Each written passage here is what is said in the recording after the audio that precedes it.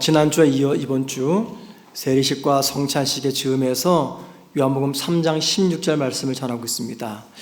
평소 같으면 이런 말씀을 잘 전할 기회가 없는데 성찬식의 즈음에서 말씀을 전합니다.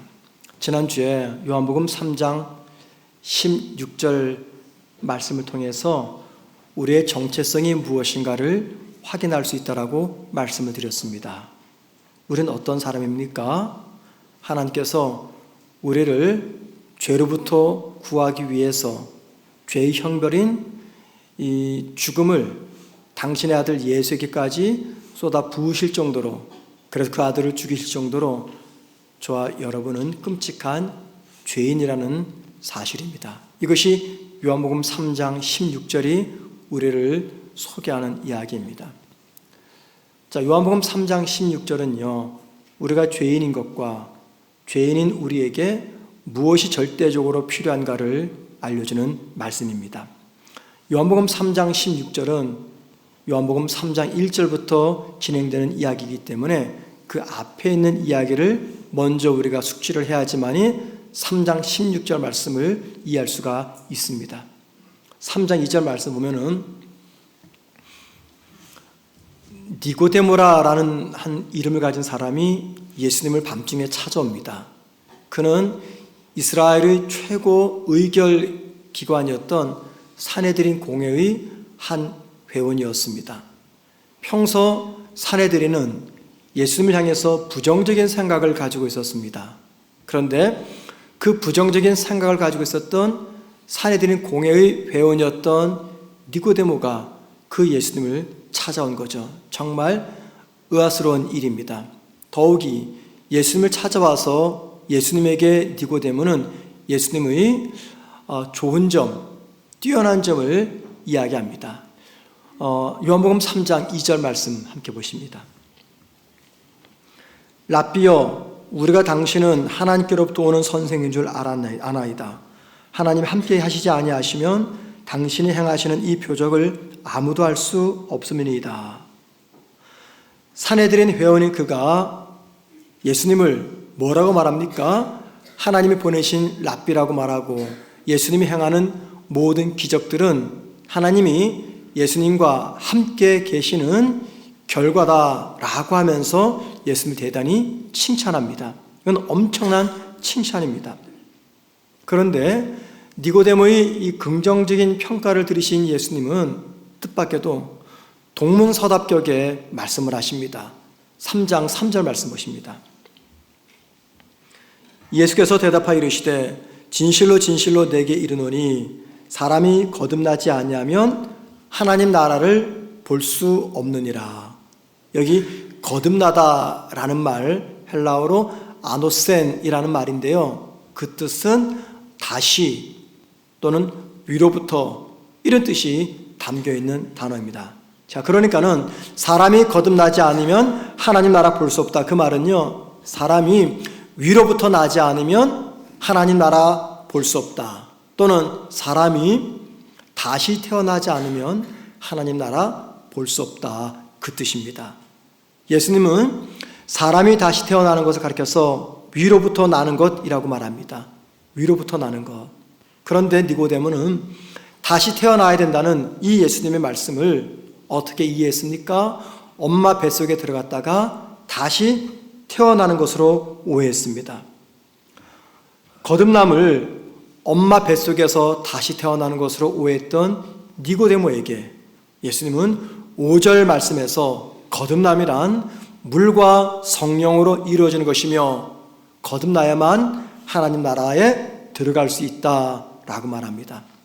물과 성령으로 태어난다는 것, 이게 무슨 말입니까?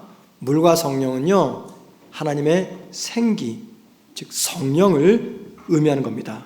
그러니까는 성령으로 태어난다 그 말입니다. 성령으로 태어나는 것을 위로부터 태어나는 것이라고 말씀하셨습니다.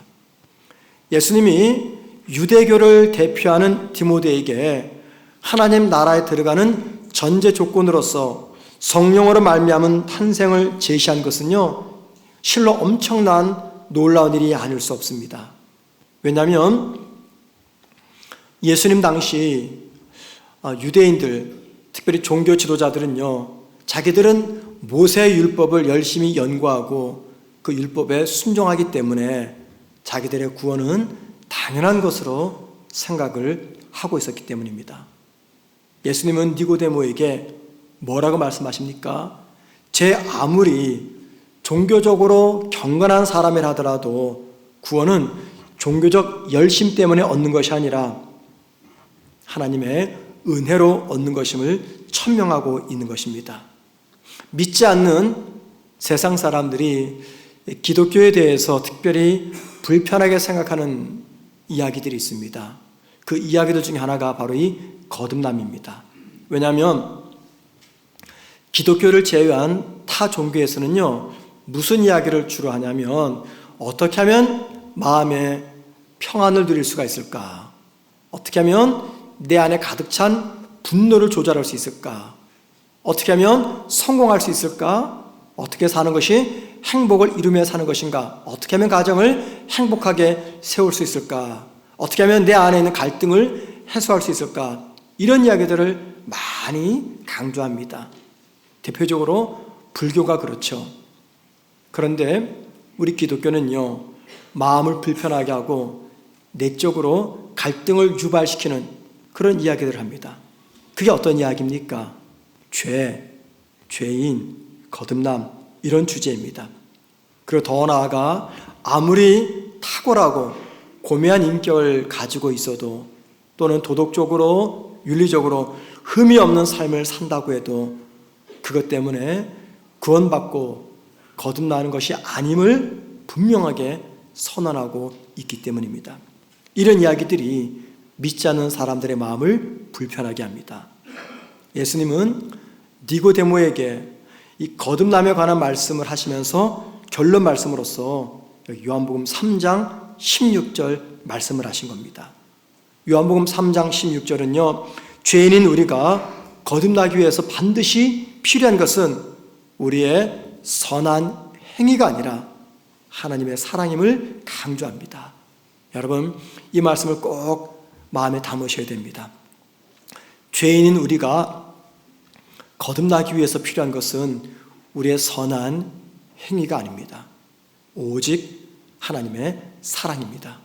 그러면 여러분, 왜 우리가 거듭나기 위해서 우리의 선한 행위가 아니라 하나님의 사랑만이 절대적으로 필요한 것일까요?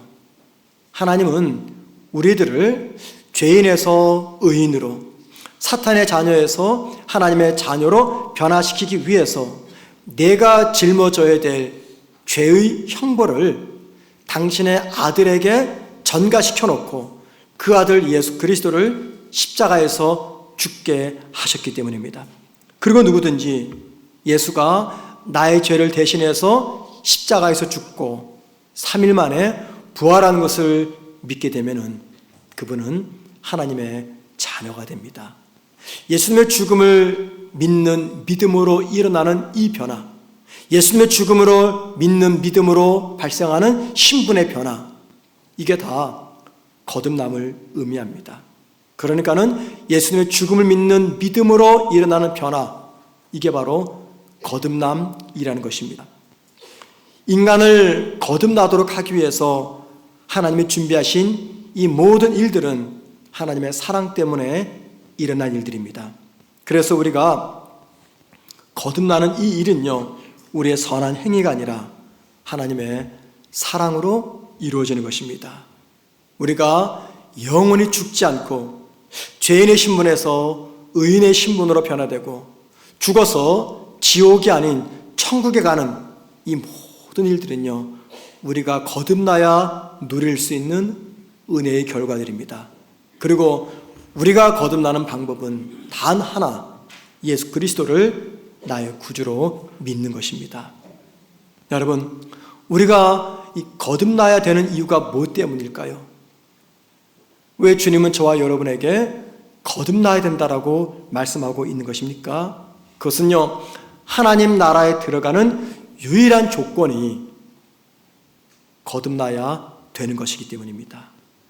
하나님 나라 들어가는 이 문제는요, 모든 사람들의 문제이자 관심사이며 우리의 생애 속에서 가장 중요한 문제입니다. 사람이 젊고 건강할 때는 하나님 나라 들어가는 이 문제를 별로 중요하게 생각하지 않습니다. 지금 이 자리에 우리 중등부 학생들이 있고 또 청년들이 있습니다. 어쩌면 중등부나 청년부처럼 나이가 조금 더 젊을 때는요, 하나님 나라 들어가는 거 이게 깊이 와닿지 않습니다. 별로 중요하게 생각되지도 않습니다. 그런데 삶의 마지막 순간이 다가오고 코끝에서 호흡이 멈추려고 할 때 모든 사람은요, 삶의 허무감을 느끼면서 죽음 이후의 삶을 생각합니다. 그래서 하나님 나라에 대한 확신이 있는 사람은 편안하게 눈을 감을 수가 있겠지만 이 소망과 확신이 없는 분은 불안 속에서 고통스럽게 죽음을 맞이하게 됩니다. 여러분, 누가 하나님 나라에 들어갈 수가 있는 것입니까? 주님은 아주 분명하게 말씀하십니다. 하나님 나라 들어가려면 반드시 거듭나야 됩니다. 그러면 여러분, 이런 질문이 생깁니다. 내가 거듭난 사람인지 아닌지 어떻게 알 수 있을까? 예수님을 찾아왔던 이 니고데모의 모습 속에서 거듭나지 않은 사람의 특징을 우리는 찾아볼 수 있습니다. 그런데 시간 관계상 이걸 다 살펴볼 수는 없고 그냥 오늘 우리가 성찬식을 했잖아요. 성찬식과 관련해서 내가 거듭난 사람인지 아닌지 확인할 수 있는 이 말씀을 전하려고 합니다. 오늘 우리는 예수님의 살과 피를 상징하는 빵과 포도주를 먹고 마시는 성찬식을 거행했습니다. 여러분, 한번 여쭤보겠습니다. 여러분은 오늘 이 성찬식을 거행하면서 어떤 마음으로 빵을 먹었고 잔을 포도주를 마셨습니까? 빵과 포도주가 날 위해 찢기신 주님의 살이고 날 위해 흘리신 주님의 피를 상징한다고 고백하면서 먹고 마셨습니까? 아니면 그냥 평범한 빵과 평범한 포도주스 한 잔 먹고 마셨다라는 생각으로 성찬식에 참여했습니까? 빵과 포도주를 보고서 날 위해 찢기신 주님의 살과 날 위해 흘리신 주님의 피를 기억했습니까? 만약에 빵과 포도주가 예수님의 살과 피를 상징한다 생각하고 먹고 마셨다면 그분은 거듭난 성도입니다. 왜냐하면 그분은 적어도 예수님의 죽음은 평범한 죽음이 아니라 나를 구원하는 대속적 죽음으로 믿고 있기 때문입니다. 예수님은 니고데모에게 거듭남에 관해서 말씀하시면서 이렇게 말씀하셨어요. 요한복음 3장 8절입니다. 바람이 임으로 불매 내가 그 소리는 들어도 어디서 와서 어디로 가는지 알지 못하나니 성령으로 난 사람도 다 그러하니라. 여기 끝에 보니 성령으로 난 사람, 누구를 말할까요? 어떤 사람을 말할까요? 거듭난 사람을 말합니다. 자, 그런데 보세요. 바람이 어디에서 불어와서 어디로 가는지 모르는 것처럼 거듭난다는 것도 알 수가 없다는 말입니다. 여러분, 왜 우리는 내가 거듭난 사실을 잘 알지 못하는 것입니까? 그것은요, 거듭나는 이 일이 나의 노력으로 되어지는 일이 아니라 하나님의 사랑으로 이루어지는 일이기 때문입니다. 하나님의 은혜로 성취되는 일이기 때문입니다.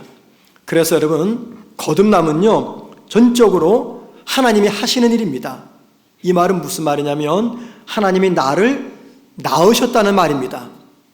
우리를 거듭나게 하시는 것은 전적으로 하나님의 책임입니다.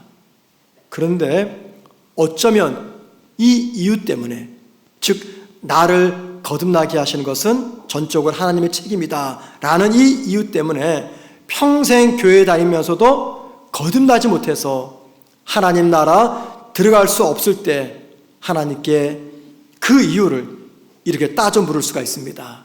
하나님, 내가 거듭나지 못한 것은 하나님이 나를 낳지 않았기 때문인데 왜 도대체 내가 그 책임을 져야 됩니까?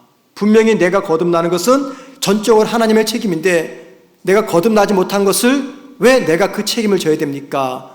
라고 변명을 하나님께 할 수 있다, 그 말입니다. 여러분, 거듭남에 관해서 모든 것들을 준비하시고 우리를 거듭나게 하시는 것은 분명히 전적으로 하나님의 책임인 것이 사실입니다. 그러나 그럼에도 불구하고 우리가 한 가지를 꼭 기억해야 된다는 것을 알아야 됩니다. 그것은 예수를 나의 구주로 믿으려는 결단입니다. 믿음의 결단. 우리의 거듭남에 관한 모든 것들은 하나님께서 준비하시고 진행하시고 책임지시지만 우리가 할 일은 무엇이냐면 바로 믿음의 결단이라는 것입니다. 여러분, 세계에서 가장 든든한 차, 가장 안전한 차가 뭘까? 저도 들었습니다. 볼보에서 만드는 차라고 얘기하더라고요. 볼보, 특별히 볼보에서도 XC90이라는 차가 있다고 합니다.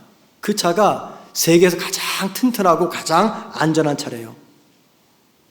그런데 여러분, 세계에서 가장 안전하고 든든한 차라고 해도 그 차가 움직이기 위해서는요, 우리가 해야 될 일이 하나가 있습니다. 그 차에 연료가 가득 차 있습니다. 또 시동거는 열쇠까지 꽂혀 있습니다. 그 차에 올라타서 그 열쇠를 돌리는 일입니다. 열쇠를 돌리지 않으면 세상에서 가장 안전하고 가장 튼튼한 그 차는요, 아무런 소용이 없습니다. 영적인 입장에서 볼 때 우리가 거듭나기 위해서 열쇠를 돌려서 시동을 거는 행위, 그게 뭘까요? 믿음의 결단입니다. 믿음의 열쇠를 돌려야 하나님께서 날 위해 준비하신 거듭남의 은혜를 받아서 하나님 나라에 들어갈 수가 있는 것입니다. 안타깝게도,